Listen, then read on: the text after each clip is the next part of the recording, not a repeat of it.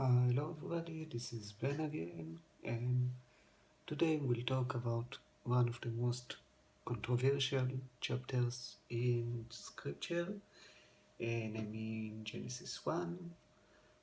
This is another video in the series of videos that try to describe God, and specifically in this first part of the series to describe God as it is shown in scripture, in the revealed law of Thomas Aquinas, uh, in scripture, basically.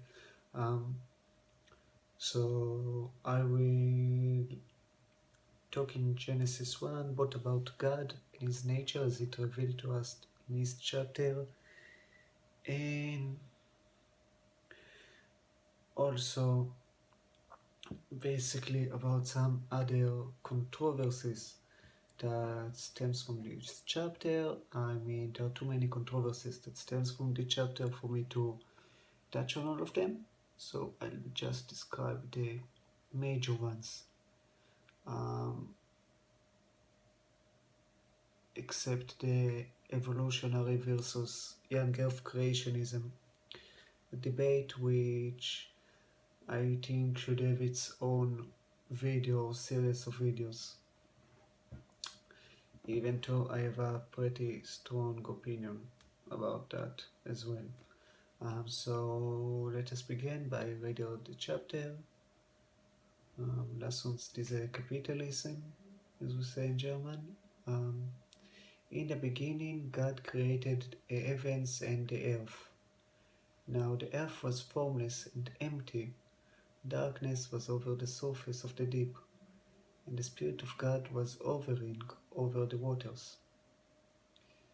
God said, "Let there be light," and there was light. God saw that the light was good, and He separated the light from the darkness. God called the light day, and the darkness He called night. And there was evening, and there was morning, the first day. And God said, "Let there be vault between the water, to separate water from water." So God made a vault and separated the water under the vault from the water above it. And it was so. God called the vault sky. And there was evening, and there was morning, the second day. And God said, "Let the water under the sky be gathered to one place, and let dry ground appear." And it was so. God called the dry ground land, and the gathered water He called seas. And God saw that it was good. Then God said, "Let the land produce vegetation, seed-bearing plants and trees on the land that bears fruit and seed in it, according to their various kinds." And it was so. The land produced vegetation, plants bearing seed according to their kinds, and trees bearing fruit with seed in it according to their kind. And God saw that it was good. And there was evening, and there was morning, the third day. And God said, "Let there be light in the vault of the sky to separate the day from the night, and let them serve as sign to mark sacred times and days and years. And let them be light in the vault of the sky to give light on the earth." And it was so. God made two great lights, the greater light to govern the day, and the lesser light to govern the night. He also made the stars. God set them in the vault of the sky to give light on the earth,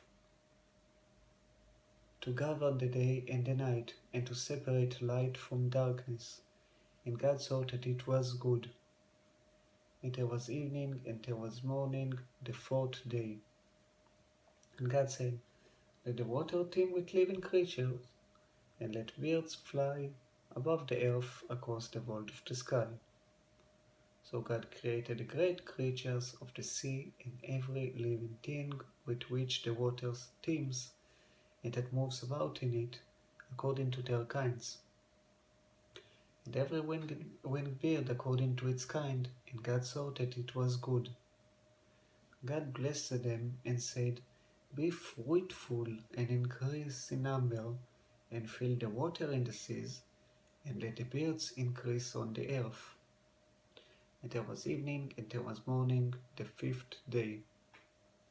And God said, "Let the land produce living creatures according to their kinds, the livestock, the creatures that move along the ground, and the wild animals, each according to its kind." And it was so. God made the wild animals according to their kinds, and the livestock according to their kinds, and all the creatures that move along the ground according to their kinds. And God saw that it was good. Then God said, Let us make mankind in our image, in our likeness, so that they may rule, that they may rule over the fish in the sea and the birds in the sky, over the livestock and all the wild animals. And here, in the New International Version, when you come to this verse, let me find it again. Yeah, when you get to verse 26, there's a little footnote that explains that in the original, that's the probable of the original Hebrew text, which is also found in Syriac documents, in Aramaic documents, and in the modern Hebrew text, in the what we call the Masoretic text, which is a bit unreliable. We'll touch on it maybe in another video. It's called Chayat Haaretz, or Chayat Hasadeh, the beast of the earth or the beast of the seas. Okay, that was the footnote, and now the continuation of verse 26. And over all the creatures that move along the ground. So God created mankind in his own image. In the image of God he created them. Male and female he created them. God blessed them and said to them, "Be fruitful and increase in number. Fill the earth and subdue it. Rule over the fish in the sea and the birds in the sky, and over every living creature that moves on the ground." Then God said, "I give you every seed-bearing plant on the face of the whole earth, and every tree that is fruit with seed in it. They will be yours for food, and to all the beasts of the earth, and all the birds in the sky, and all the creatures that move along the ground, everything that has the breath of life in it, I give every green plant for food." And it was so. God saw that all that he has made, and it was very good. And there was evening, and there was morning, the sixth day. So first, what do we learn about God from this chapter? Now, I think the key verse to learn about God from this chapter is actually verse 1, which we all know. I think it's maybe the most famous verse in the entire Bible. In the beginning, God created the heavens and the earth. Okay, so what we see is God is the Almighty, the omnipotence of God. You remember from Latin, omni, it's everything or all, and potent, potence, it's from potentia, meaning ability, power. So omnipotence basically means all powerful, and that's the side of God that we see here. I mean, God is the creator of the earth, like in Hebrew, one of the names Jews will call God, that name is not in the Bible, so I really discourage people from using it. But just to highlight my point, I will say that one of the names the Jews use for God in Hebrew is Borei Olam, meaning the creator of the earth. Um, I don't think we Christians need to use it because I am really against borrowing from Jewish traditions and Jewish thinking. I think it's all flawed, it's satanic, as they reject Jesus. Um, but to highlight my point, this is this side of God that we see here. God is the creator of the universe, the omnipotent God. Um,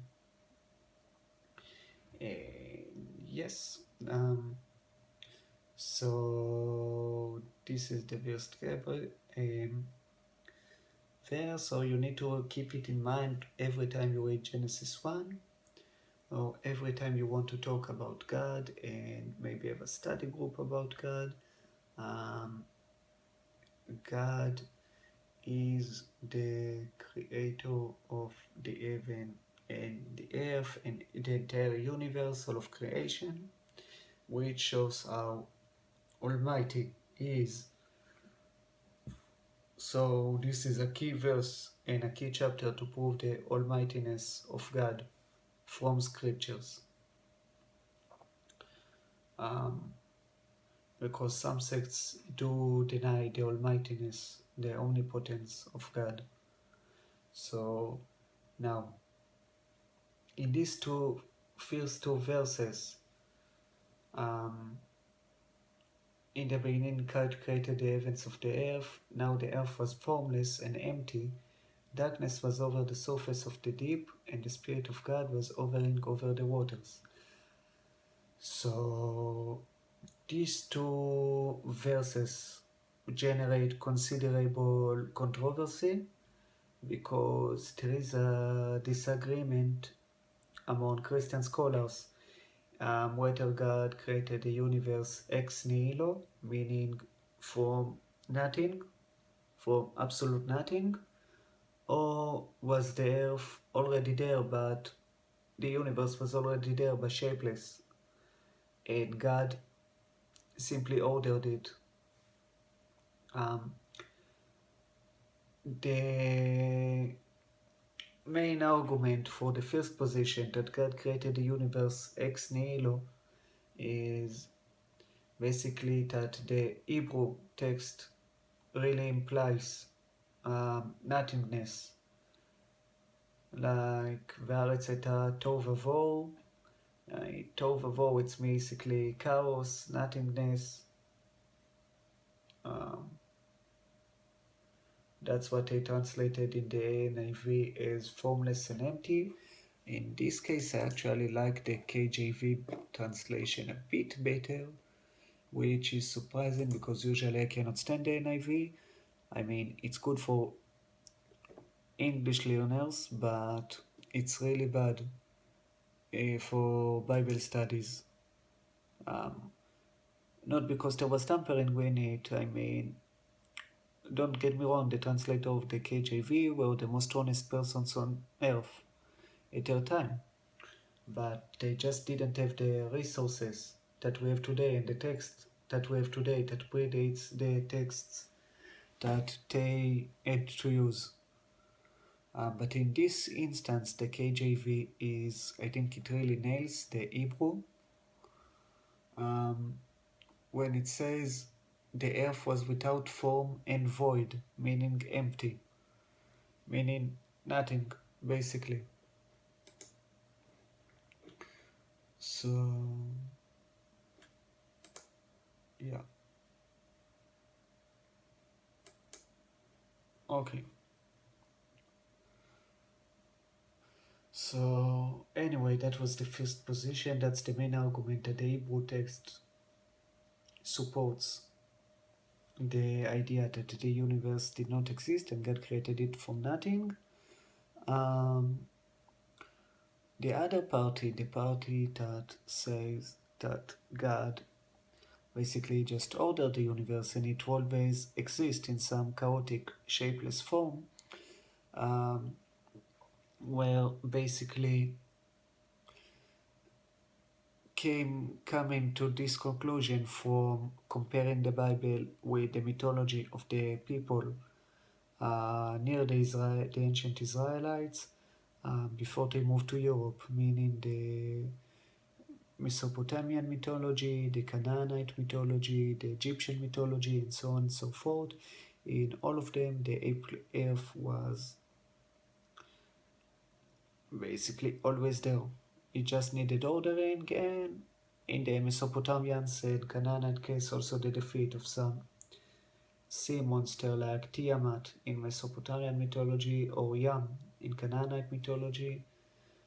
Um, so that's how they came to this conclusion, because they say that the Bible was inspired in part by the Canaanite mythology, which is partially true, but mostly in the prophets mostly appropriated symbols from Canaanite mythology because the Israelites started to sin and to worship Baal and other Canaanite deities.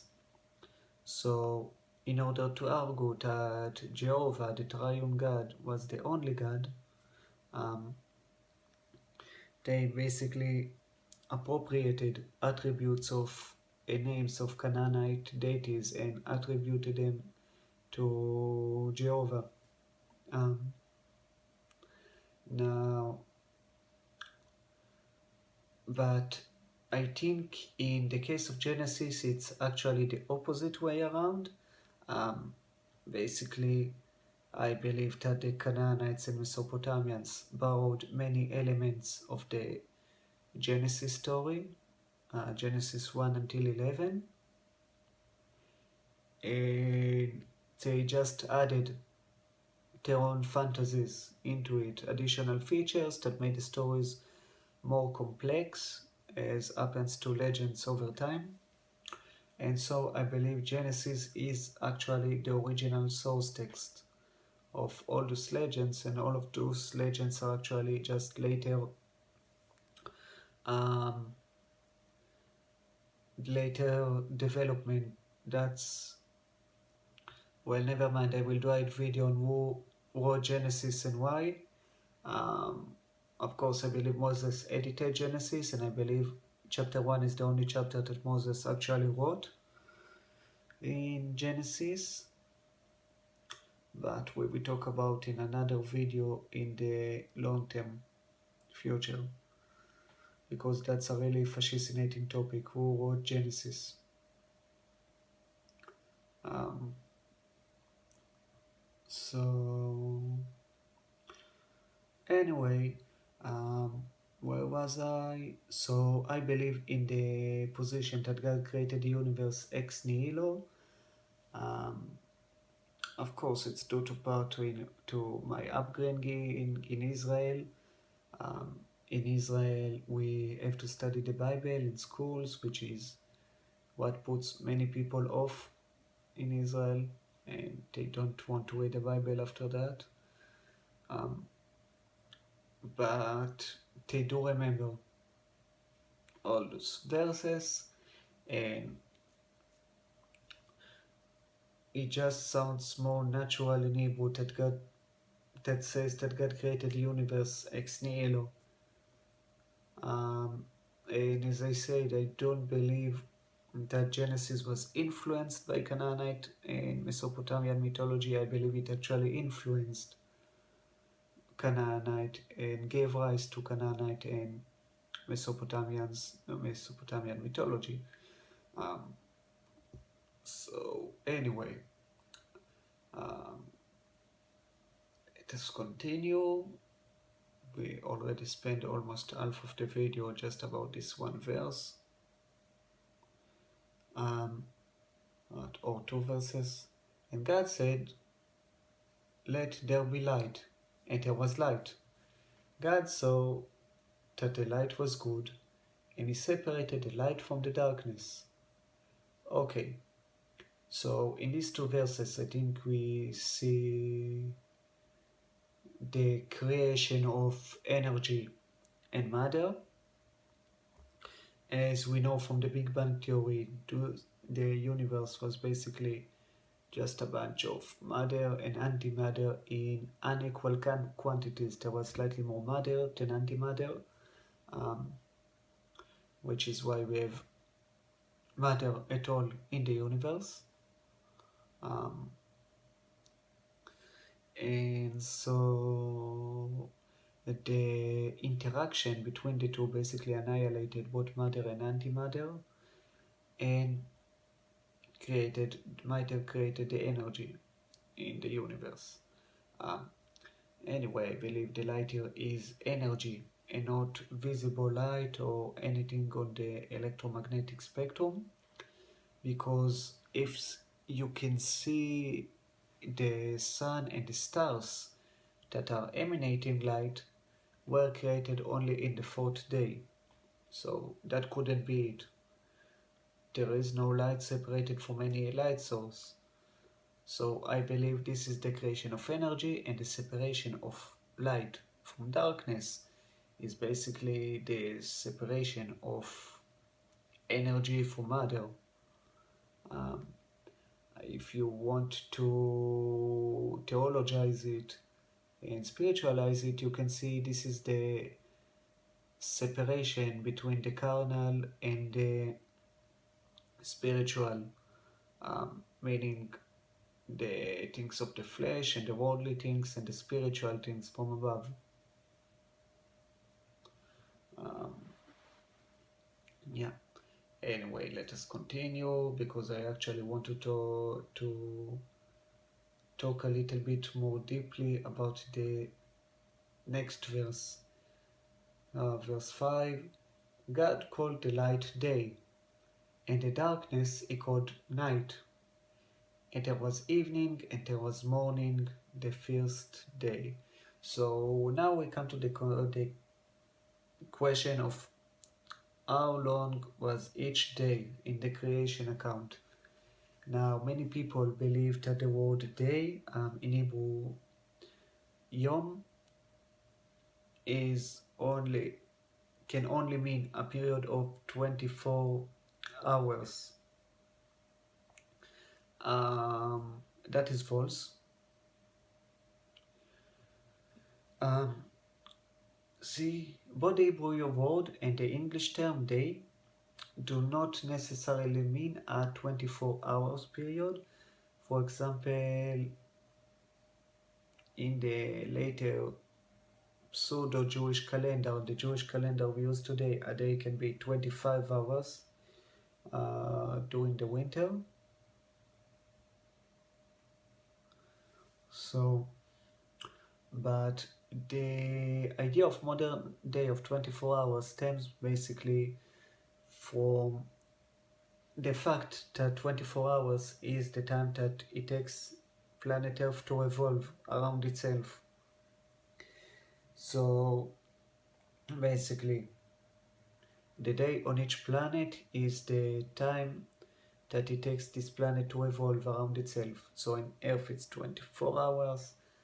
In Mars it's 26 hours because that's the time it takes Mars to evolve around itself. So a day within Mars is 26 hours. In Mercury, for example, and on the Moon, there are no days at all because they are tidally locked. So one side always faces the sun, and so or the Earth in the case of the Moon, and so they do not revolve around themselves, and they do not experience day and night cycles or any. There is no meaning for the word day there. Why it's important? Because the stars and the planets were created only in the fourth days. Well, maybe not the planet. I mean, the planet could have taken created in the second day, but um, the the sun and the stars were created only in the fourth day, and until then there is no guarantee that day is necessarily a full 24 hours. That's why I believe in what is called the gap theory, which means that each day lasted for millions or billions of years.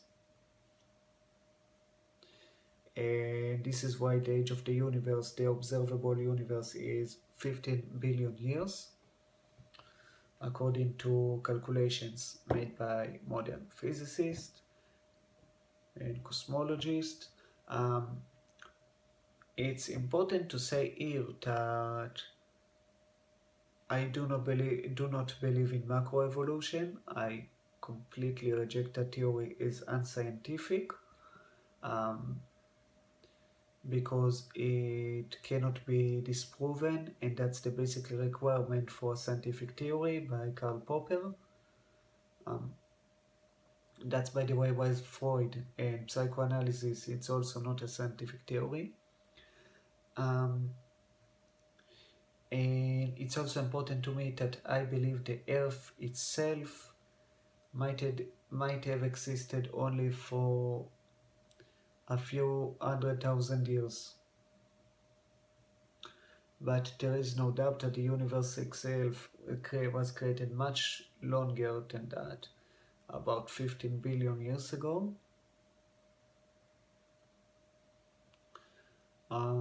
Yeah, and I believe that each day in the creation account lasted millions or billions of years.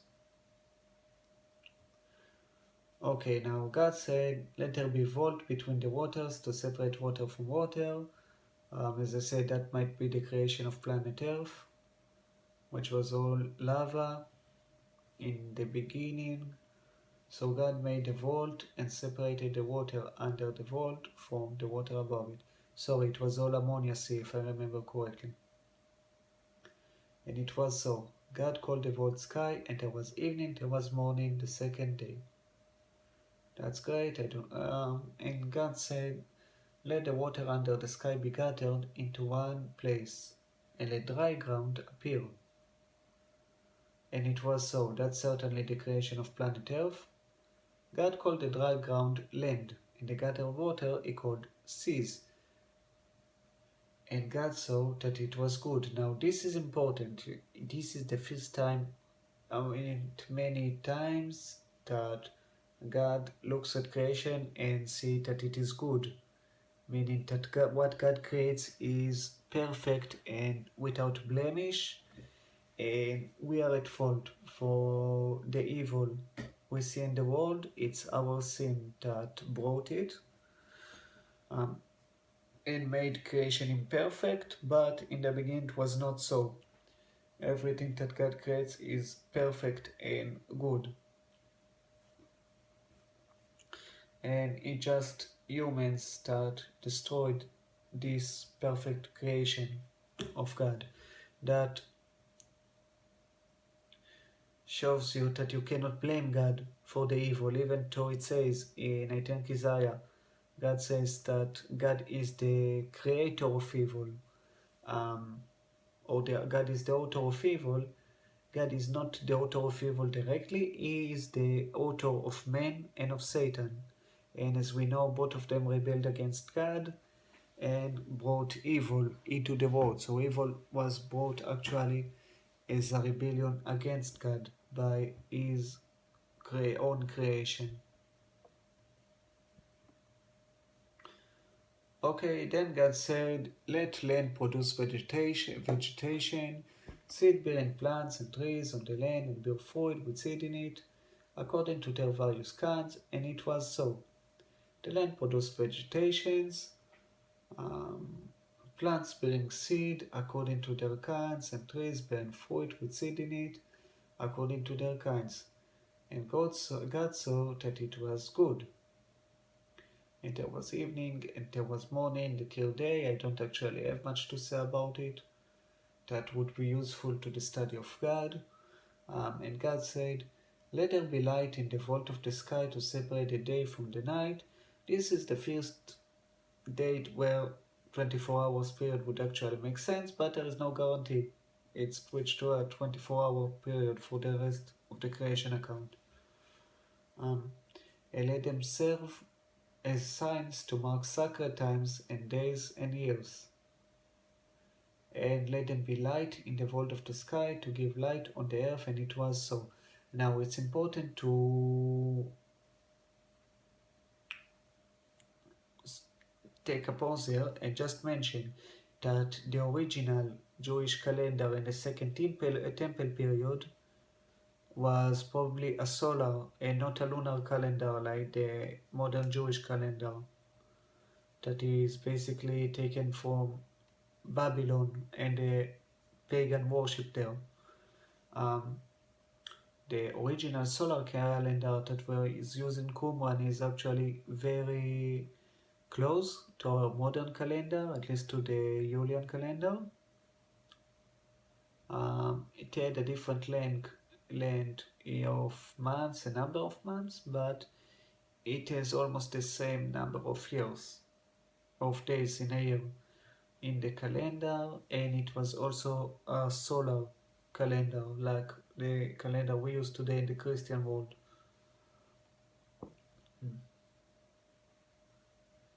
Okay. Um, Let us see. God made two great lights, the greater light to govern the day, and the lesser light to govern the night. He also made the stars.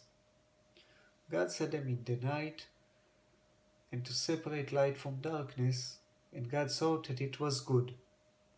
And there was evening, and there was morning, the fourth day. And God said, let the water teem with living creatures, and let the birds fly above the earth across the vaults of the sky.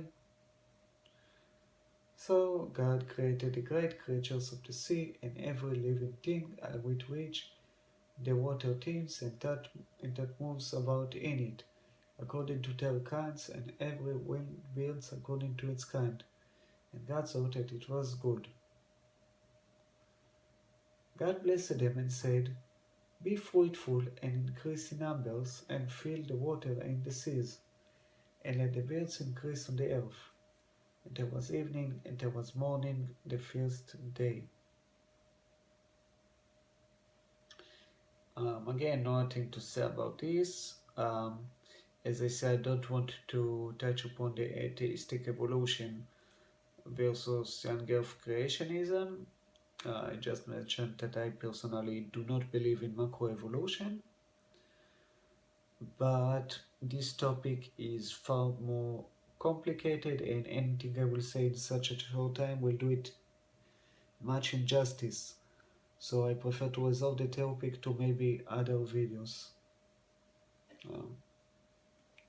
God said, let the land produce living creatures according to their kinds, the livestock, the creatures that move along the ground, and the wild animals, each according to its kind. And it was so. God made the wild animals according to their kind. Just a moment. The livestock according to their kinds, and all the creatures that move along the ground according to their kinds. And God saw that it was good. Then God said, let us make mankind in our image, in our likeness, so that they may rule over the fish in the sea and the birds in the sky, over the livestock and all the wild animals, and over all the creatures that move along the ground. So that God created mankind in his own image. In the image of God he created them, male and female he created them. Now there are two issues here. First, the issue of the image. Three issues actually. There is the issue of what the image of God is. It is. There are many theories of in it. I mean, really, there are countless theories on it. There is even a debate if the image of God is still in fallen humanity or not. I believe that's not, and we receive it again only when we accept Jesus as the Messiah. But there are So, countless theories about what the image of God is. I personally believe it's the human intellect and ability to use its reasoning um, to achieve goals and to advance it himself and advance the kingdom of God. Um, Now, the second issue is the issue of the Trinity, as we see here. In the beginning, in verses 1 and 2, we saw the separation between God and the Spirit of God. Those are two different entities. Uh, So we have two entities, two persons of the Trinity here. And in here it's actually a better verse to show it because God talks himself in the plural. By the way, it's not a mistake. The our image, our likeness. It's actually directly from the Hebrew. In the Hebrew, it's also plural.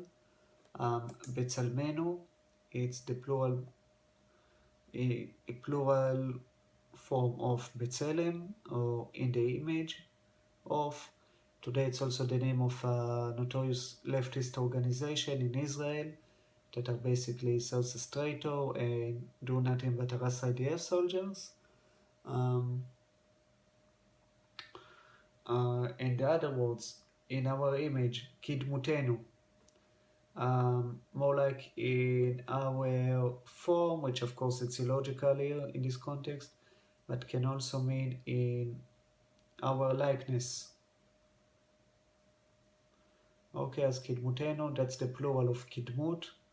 So, in likeness of something, in the likeness of something, or in the form of something. So in Hebrew it's also the plural, but notice that it's God. So, of course, since the Jews rejected Jesus, they had a problem. They rejected the idea of the Trinity. They say God is an absolute unity, and it's not a Godhead that is divided into three persons. So now they're stuck with a problem because now they have to say, where's the hours here?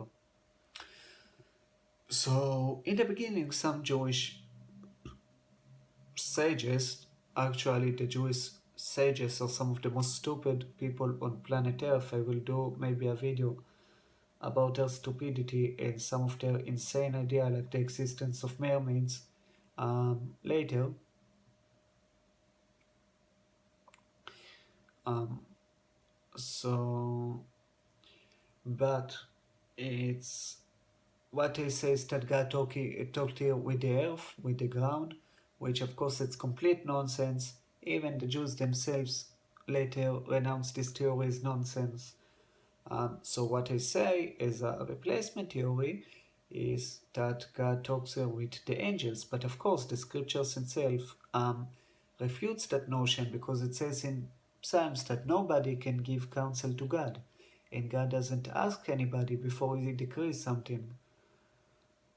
Because God is all perfect, He's all knowing, He doesn't need anybody to give Him advices. In any way, He knows in advance what their advice will be. So God did not consult the angels, He did not consult the earth. The only logical way to get out of it in a simple and elegant manner is to say that God is not an absolute unity, but a composite unity of a nature that is yet not revealed to us because we are just in the very beginning of scriptures and the existence of the world. So the exact nature of that composite nature of unity of God was not revealed back then, but we know in insight that it refers to the Trinity. Um, and yeah, that's one instance where you can find the Trinity in the Old Testament if you want to argue with Jews about the Trinity. Another instance is Genesis 11, where God also talked with the plural when he advised himself to confuse the tongues of the builders of the Tower of Babel. Um, another is Isaiah 38, which actually shows the three persons of the Trinity. There is Jehovah there, um, Jehovah Tsevaot there, and there is the Spirit of Jehovah. All in the same verse.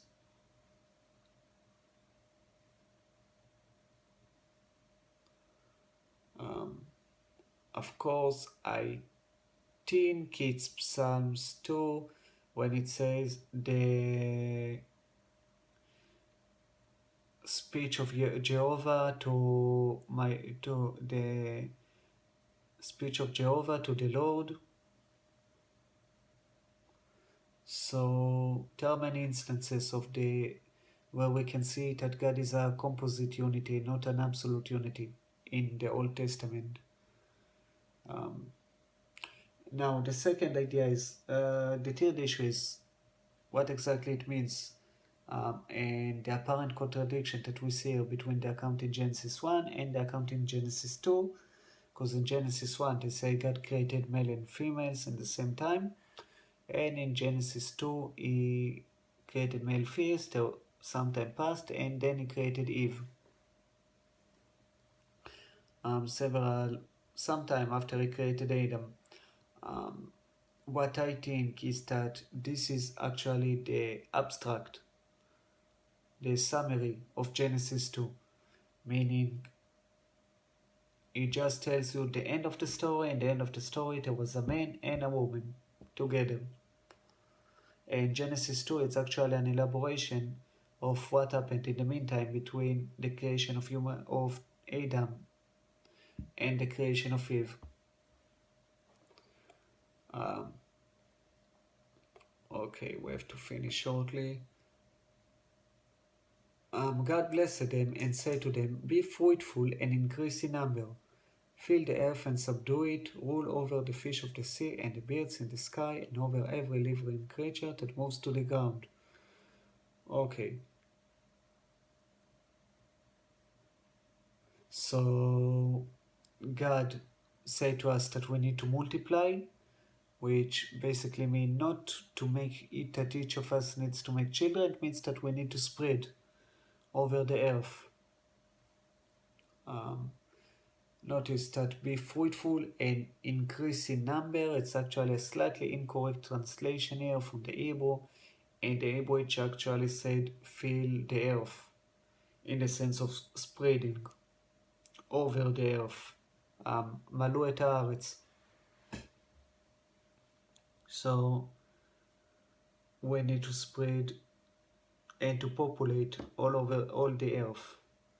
Of course, I believe each nation and each race should stick to its own homeland and not mix. But as a collective, we must populate the entire earth as a species. And the other thing, to subdue it, it also mean it also means basically to rule the planet, to exploit it, to exploit the resources to our benefit. Meaning basically technology. I mean science and technology. We are commanded to explore God's world in order to use it to our advantage and to rule over it. So that's why I believe it's the duty of every believer to support scientific research. I mean real scientific research, not the fake leftist nonsense that they sell us today. Um, and yes, of course, it's our duty to support technological development, unless, of course, it serves the New World Order and the Satanic Freemasons and the Illuminati. Um, but that's another topic. So, God blessed them, verse 28, and said to them, be fruitful and increase in number, fill the earth and subdue it, rule over the fish in the sea and the birds in the sky, and over every living creature that move on the ground. So we read it already, verse 29.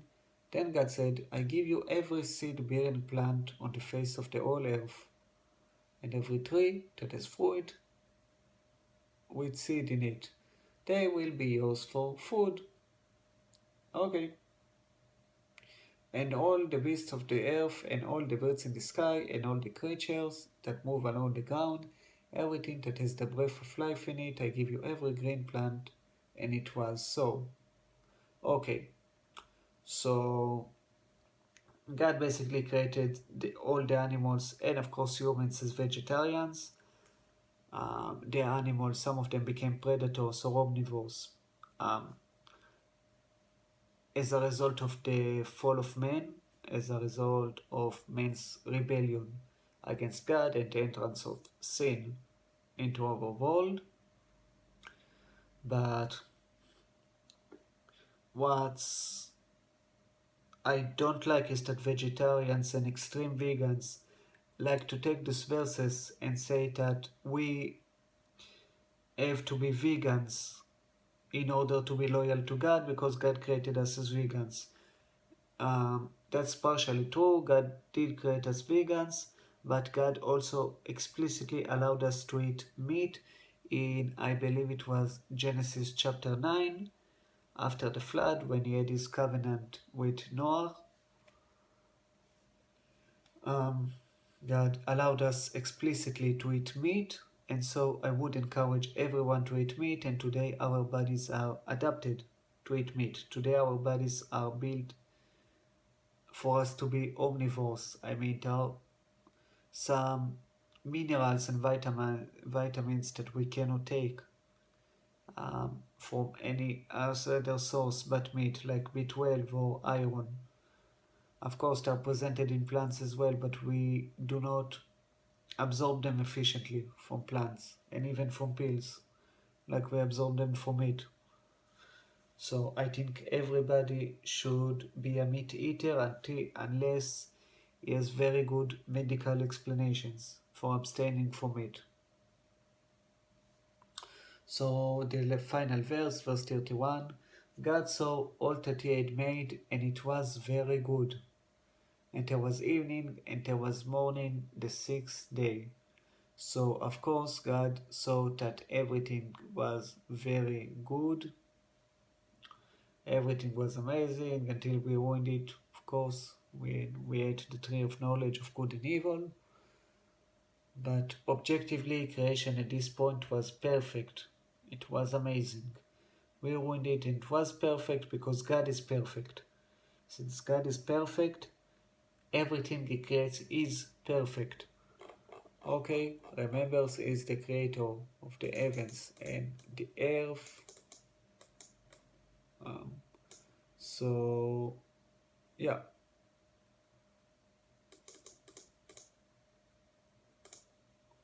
So, this is the end of our video. Um, it was great. I really enjoyed it. I hope you too. Um,